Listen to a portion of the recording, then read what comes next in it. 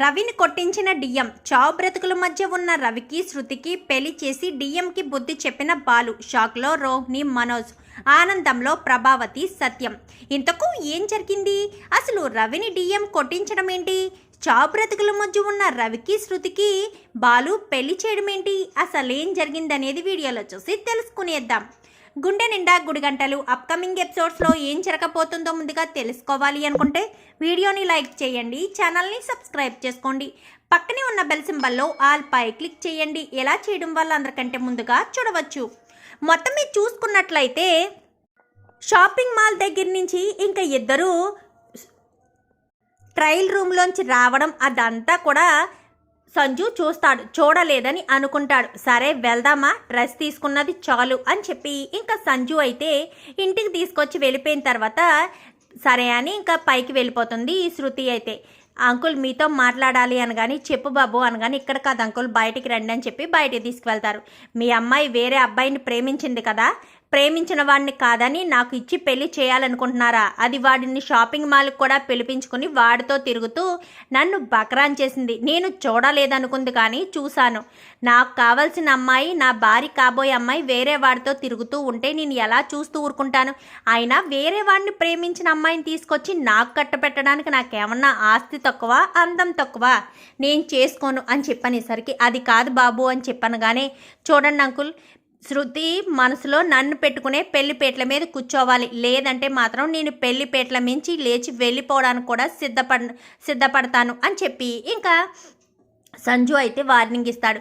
ఈ రవి ఎక్కడికి పడితే అక్కడికి వెళ్ళిపోతున్నాడు, వీడిని చంపేయాలి, కాళ్ళు చేతులు విరగ్గొట్టించి ఒక మూల పడేస్తే ఈలోపు శృతి పెళ్లి చేసేద్దామని రౌడీలకైతే ఫోన్ చేసి చెప్పేసరికి, సార్ ఇంతకు ముందని చెప్పాను కానీ ఎవడడ్డొచ్చినా సరే కాళ్ళు చేతులు విరగ్గొట్టాల్సిందే అని చెప్పనేసరికి ఇంకా రవి అయితే రెస్టారెంట్కి వెళ్ళి తిరిగి వస్తూ ఉండగా దారిలో రౌడీలు అయితే కాపు కాస్తారు. ఏంట్రా మళ్ళీ వచ్చారు అనగానే, ఈసారి నీ కాళ్ళు చేతులు విరగ్గొట్టి హాస్పిటల్లో జాయిన్ చేసి కానీ మేము వెళ్ళమని చెప్పాను కానీ పోయినసారి మా అన్నయ్యతో తన్నులు తిన్నవి సరిపోలేదా అని చెప్పాను కానీ సరిపోయినా సరిపోకపోయినా ఈసారి మాత్రం ఎట్టి పరిస్థితుల్లోనూ నిన్ను వదిలిపెట్టే ఛాన్స్ లేదు అని చెప్పి వెంటనే ఇంకా పక్కనే ఉన్న కర్రలు తీసుకుని తల మీద, కాళ్ళ మీద, చేతుల మీద అయితే చాలా గట్టిగానే కొడతారు.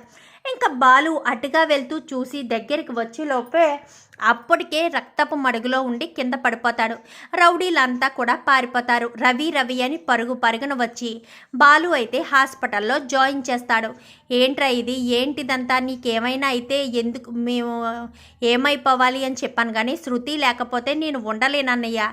నేను ప్రాణాలతో ఉన్నా కానీ సచ్చిన శవం కంటే దారుణంగా ఉంటాను. అసలు నేను శృతిని తప్ప మరెవరిని పెళ్లి చేసుకోను. నిన్ను ఎప్పుడు కూడా నేను ఎదిరించి మాట్లాడింది లేదు. నువ్వు ఏం చెప్పినా కానీ దానికి తలాడించే నేను ఈ ఒక్కసారి నీ మాట వినాలని అనుకోవడం లేదు. నాకు శృతి కావాలి. శృతి లేందే నేను బ్రతకలేను. హాస్పిటల్ నుంచి నేను వచ్చినా కానీ శృతికి మరొకరితో పెళ్లి జరిగినా నేను బ్రతకను అని చెప్పి ఇంకా బాలు చెప్పేసరికి సరే శృతికి ఫోన్ చేయనగానే వెంటనే శృతికి ఫోన్ చేస్తాడు. శృతికి ఫోన్ చేసేసరికి ఇంకా జరిగిన విషయం అంతా చెప్పేసరికి శృతి కాస్త పరుగున హాస్పిటల్ దగ్గరికి వస్తుంది. ఇంకా ఇంటి దగ్గర ఉన్న డిఎంని తిట్టి మరీ హాస్పిటల్ దగ్గరికి వచ్చేస్తుంది. ఏమైంది రవి అని చెప్పాను కానీ మీ నాన్న చేసిన పని అని చెప్పనేసరికి శృతినేమి అనొద్దన్నయ్య, శృతి నా ప్రాణం అనగానే, చూడు నీ కోసం వాడు దెబ్బలు తిన్నదే కాక చచ్చిపోతాను కూడా సిద్ధపడుతున్నాడు, మరి నువ్వేం చేస్తావు అనగానే, మీ తమ్ముడంటే నాకు చాలా ఇష్టం, మీ తమ్ముడిని ఇప్పుడు నేను పెళ్లి చేసుకోమన్నా చేసుకోవడానికి సిద్ధంగా ఉన్నాను అని చెప్పాను కానీ సరే ఇక్కడే ఉండు, నేను వెళ్ళి పంతులు గారిని కావాల్సినవన్నీ తీసుకొస్తానని వెంటనే బాలు అయితే వెళ్తాడు. పంతులు గారిని ఇటు పూలదండలు అన్నీ కూడా తీసుకుని నేరుగా హాస్పిటల్ దగ్గరికే వచ్చేస్తాడు. ఒరే బాలు ఏం చేస్తున్నావురా అనగానే, లేదు నాన్న, వాడు ఇష్టాన్ని నేను ఎప్పుడూ కాదనలేదు, వాడు నన్ను ఎప్పుడూ నోరు తెరిచి అడిగిందే లేదు, ఇప్పుడు వాడు నోరు తెరిచి శృతినిచ్చి పెళ్లి చెయ్యి అన్నయ్య అని అడిగాడు. ఇప్పుడు ఇంకా నేను పెళ్లి చేయకపోతే వాడి అన్నగా వాడి మనసులోని మాట నెరవేర్చలేని వాడినిగా ఉండిపోతాను కదా, అందుకే వాళ్ళిద్దరికీ పెళ్లి చేస్తున్నానన్న నాన్న అని చెప్పాను కానీ, నీ ఇష్టం రవి, నీ ఇష్టం బాలు, నీకేది నచ్చితే అది చెయ్యి, నీకేది మంచి అనిపిస్తే అది చెయ్యి అని చెప్పి ఇంకా సత్యం చెప్పడంతో సరేనని పంతులు గారు మంత్రాలు చదవండి అనగానే, బాబు పెళ్ళంటే బాగానే ఉంది, కానీ ఇప్పుడు ఈ పరిస్థితిలో ఆ అబ్బాయి తాళి కట్టగలడా అని చెప్పాను. కానీ ఎరా రవి, తాళి కట్టగలవా అనగానే, కడతానన్నయ్య, శృతి లేకుండా నేను ఉండలేను అని చెప్పనేసరికి, మీనా అని చెప్పాను. కానీ చెప్పండి అనగానే వెళ్ళి శృతికి చీర కట్టి తీసుకురానగానే సరేనని ఇంకా పక్కనే వేరే రూమ్లోకి తీసుకువెళ్ళి చీర కట్టి మరీ తీసుకొస్తుంది. ఇంకా ఇద్దరికి బాసికాలు కడతారు. అలా స్టిచ్చర్ మీదే ఉంటాడు రవి. స్టిచ్చర్ మీద ఉండగానే బాసికాలు కట్టి పెళ్ళి కూడా పంతులు గారు మంత్రాలు చదవండి అనగానే, ఇంకా ఈలోపు సురేంద్ర అయితే ఎక్కడ హాస్పిటల్లో జాయిన్ చేశారు అన్న విషయం అంతా తెలుసుకుని, ఇక్కడ రౌడీలు పంతులు గారు అందరూ ఇక్కడికి వస్తున్నారన్న విషయం తెలుసుకుని హాస్పిటల్లన్నీ తిరుక్కుని రవిని జాయిన్ చేసిన హాస్పిటల్ దగ్గరికి వచ్చేసరికి రవికి శృతికి పెళ్ళి జరిగిపోవడంతో ఇంకా వస్తాడు. ఏంటి డిఎం గారు, మా తమ్ముడిని మీరు కొట్టిస్తే మీ కూతుర్ని వదిలేస్తాడు అనుకున్నారా? ఇన్ని రోజులు నేను ఎందుకులే ఇద్దరికి మధ్య గొడవలు, పెళ్లి చేసుకోవద్దు అని వాడికి వార్నింగ్ ఇచ్చాను. ఎప్పుడైతే వాడు శృతిని నేను పెళ్లి చేసుకుంటానన్నయ్య, శృతి లేకపోతే నేను ఉండలేను అన్న మాట ఎప్పుడైతే చెప్పాడో ఇంకా ఆ క్షణమే నేను అనుకున్నాను వీళ్ళిద్దరికీ ఖచ్చితంగా పెళ్లి చేసి తీరాలి అని. అందుకోసమని వీళ్ళిద్దరికీ పెళ్లి చేశాను. అర్థమవుతుంది అనుకుంటా. ఇంకొకసారి నా తమ్ముడు జోలికి వస్తే మాత్రం అస్సలు ఊరుకోను. అయినా ఈసారి మీ అమ్మాయి మీ ఇంట్లో కాకుండా మా ఇంట్లో ఉంటుంది అనగానే, ఎంత పని చేసావు శృతి అంటూ చెయ్యెత్తబోయేసరికి, ఏంటి మా ఇంటి కోడల మీద చెయ్యెత్తుతున్నారు? మా ఇంటి కోడలు ఒంటి మీద చెయ్యెత్తాలంటే మీకు ఏం హక్కు అధికారం ఉంది? మీరు తన తండ్రిగా చెయ్యెత్తారు అంటే తన ఇష్టాలని మీరు గౌరవించారా?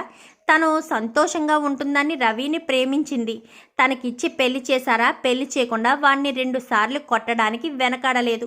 అలాంటిది మీ అమ్మాయి మిమ్మల్ని కాదని పెళ్లి చేసుకుందంటే మిమ్మల్ని కాదనుకున్నదే కదా అని చెప్పనేసరికి, అవును, మీరు అవసరం లేదు డాడీ, నాకు రవి ఉంటే చాలు, వదిలేయండి అని చెప్పాను. కానీ ఆస్తి చూసేనే వీళ్ళంతా నీ వెనకాల పడింది. ఆస్తిలో 1 రూపాయి కూడా నీకు దక్కనివ్వను. నువ్వు అసలు ఈ క్షణం నుంచి నా కూతురువి కాదు, నా కూతురు చచ్చిపోయింది అనుకుంటాను అనగానే, ఎవరికి కావాలి మీ ఆస్తి? మీ ఆస్తి మాకేం అవసరం లేదు. నా తమ్ముడు రెస్టారెంట్ స్టార్ట్ చేస్తాడు, మంచి పొజిషన్లోనే ఉంటాడు, వాడి పెళ్ళాన్ని వాడు పోషించుకోగలడు. మీ ఆస్తి కోసం ఏమీ మా తమ్ముడు మీ కూతురు వెనకాల తిరగలేదు. వాళ్ళిద్దరూ ఒకరినొకరు ఇష్టపడ్డారు, పెళ్లి చేసుకున్నారు, అంతే. మీ ఆస్తి పాస్తులు ఎవ్వరికీ అవసరం లేదు అని చెప్పనేసరికి, అది కాదన్నయ్య గారు, ఎందుకంత కోప్పడతారు? పిల్లలేదో ఇష్టపడ్డారు అనగానే, ఎవరమ్మా నీ కన్నయ్య, ఎవరిని కన్నయ్య అని చెప్పాను. కానీ ప్రభావతమ్మ ఉండు, నీ వరుసలు తర్వాత కలుపుకుంది. కానీ ఆయనేమో కూతురు కాదు అంటే నువ్వేంటి వరుసలు కలుపుతున్నావు? ఓహో, ఆస్తి పోతుందనా?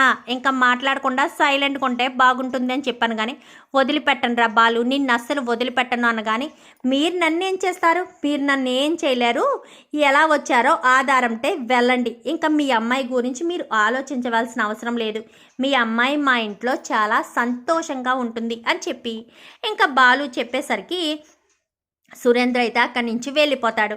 ఇంకా శృతి అయితే వెంటనే ఇంకా ఎలాగా రవి మంచం మించి దిగలేడు కాబట్టి బాలు కాళ్ళకి నమస్కారం చేసేసరికి, నువ్వు వాడు సంతోషంగా ఉండండి అని చెప్పి ఇంకా బాలు అయితే దీవిస్తాడు. సరే, నీ భర్తను నువ్వే దగ్గరుండి చూసుకో, పదండి మనం అందరం ఇంటికి వెళ్ళిపోదాం, వాళ్ళ ఆవిడ చూసుకుంటుందిలే, రవికి ఇంకా వాళ్ళ ఆవిడ వచ్చేసింది కదా అని చెప్పి బాలు అనేసరికి అందరూ కూడా ఇంటికి వచ్చేస్తారు. ఇంకా ఒకరోజు అబ్జర్వేషన్లో ఉంచి రవిని కూడా ఇంటికి పంపించేసిన తర్వాత రవి కాస్త ఇంటి దగ్గరే ఉండేసరికి శృతి కాస్త రవిని చూసుకుంటుంది. ఇంకా రవి పూర్తిగా కోలుకున్న తర్వాత ఇంకిద్దరికీ కూడా మొదటి రాత్రి ఏర్పాటు చేస్తారు. ఇంకా అలా మొదటి రాత్రి ఏర్పాటు చేసిన తర్వాత సాంప్రదాయబద్ధంగా వాళ్ళకి కబురు పెట్టాలి కాబట్టి కబురు పెట్టేసరికి అప్పటికే ఇంకా శృతి వాళ్ళమ్మ మంచాన పడడంతో ఇంకా సురేంద్ర అయితే కూతురు గురించి ఇంకా ఇంటికి వస్తాడు. ఇంటికి రావడంతో ఈ కార్యక్రమం మా ఇంటి దగ్గర జరిపిస్తానని ఇంకా రవిని శృతిని అయితే వాళ్ళ ఇంటికి తీసుకువెళ్తారు. ఇంకా అంతా కూడా చాలా సంతోషంగా ఉంటారు. రోహిణి ఇటు మనోజ్ మాత్రం తట్టుకోలేకపోతారు. నాకు మాత్రం కోటీశ్వరాలు కూతురు అని చెప్పి రోహిణి చెప్పిందే తప్ప నాకు ఎలాంటి భోగభాగ్యాలు లేవు, నేను ఎక్కడా కూడా జాబ్ చేసి సంపాదించడమే తప్ప అంతకు మించి ఆప్షన్ ఏమీ కనిపించడం లేదు అని చెప్పి ఇంకా మనోజ్ అనుకుంటాడు. ఇంకా సురేంద్ర అయితే వాళ్ళిద్దరికీ మొదటి రాత్రి ఏర్పాటు చేసిన తర్వాత రవి అన్నట్టుగానే రవి చేత ఒక రెస్టారెంట్ ఓపెన్ చేయించి ఇంకా రెస్టారెంట్ని మెయింటైన్ చేసుకోవాలడు అని చెప్పి రెస్టారెంట్ని అయితే ఓపెన్ చేస్తాడు. ఇంకా అందరూ కూడా చాలా సంతోషపడతారు.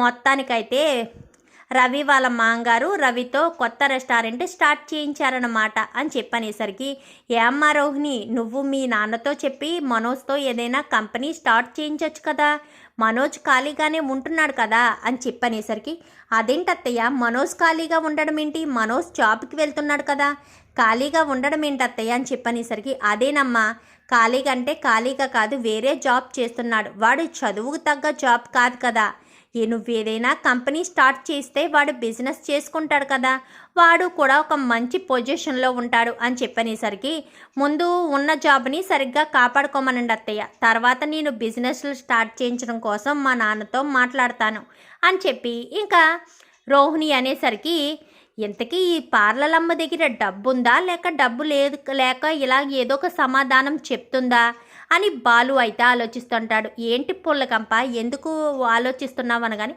ఏమీ లేదు పూలకంప, ఎందుకో ఈ పార్లలమ్మ మాట తేడాగా అనిపిస్తుంది.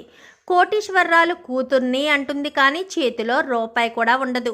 పైగా మనోజ్ గారు ఎప్పుడు బిజినెస్ స్టార్ట్ చేయమని చెప్పినా కానీ ఏమీ ఉండదు. ఎందుకో నాకు ఈ పార్లలమ్మని చూస్తుంటే ఎక్కడో అనుమానంగా ఉంది. నిజంగానే పార్లలమ్మ వాళ్ళ నాన్న మలేషియాలో బిజినెస్లు చేస్తున్నాడా లేక మా ప్రభావతమ్మ సొంత డబ్బా కొట్టుకున్నట్టుగానే ఈవిడి కూడా సొంత డబ్బా కొట్టుకుంటుందా, అసలు ఏంటో ఇదంతా నాకేమీ అర్థం కావట్లేదు. తెలుసుకుంటాను, ఖచ్చితంగా తెలుసుకుంటాను, కానీ కొంచెం సమయం పడుతుంది అని చెప్పి బాలు అయితే మీనాత అంటాడు. ఎందుకు మనకు అవన్నీని అత్తయ్య గారి విషయంలో జోక్యం చేసుకోకుండా ఉండడమే మంచిది అని చెప్పాను, కానీ నువ్వు సైలెంట్గా ఉంటూ నేను ఉండనులే అని చెప్పి బాలు అయితే అంటాడు. చూద్దాం మరి రాబోయే ఎపిసోడ్స్లో మరి రోహిణి గురించి బాలు తెలుసుకుంటాడా, ఇదంతా కూడా రాబోయే ఎపిసోడ్స్లో చూసి తెలుసుకునేద్దాం. మా వీడియో కనుక మీకు నచ్చినట్లయితే వెంటనే లైక్ చేసి మా ఛానల్కి సబ్స్క్రైబ్ చేసుకుని పక్కనే ఉన్న బెల్ సింబల్లో ఆల్ పై క్లిక్ చేయండి. ఎలా చేయడం వల్ల అందరికంటే ముందుగా చూడవచ్చు.